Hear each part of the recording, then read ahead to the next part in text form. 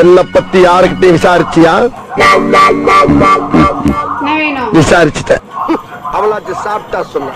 நீ ரணகலம் பத்தி அளவப்ப அதுக்கு நான் ஆள் இல்ல. என்னாச்சு? ஏன் திட்டுறேன்னு?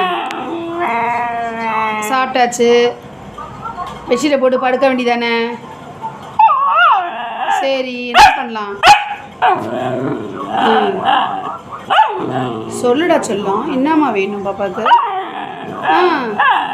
ஓ சரி சரி.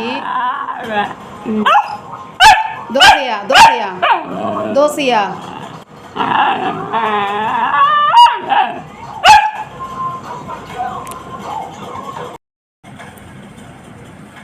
சோஃபிமா, அந்த கற்றுறீங்க சோஃபி.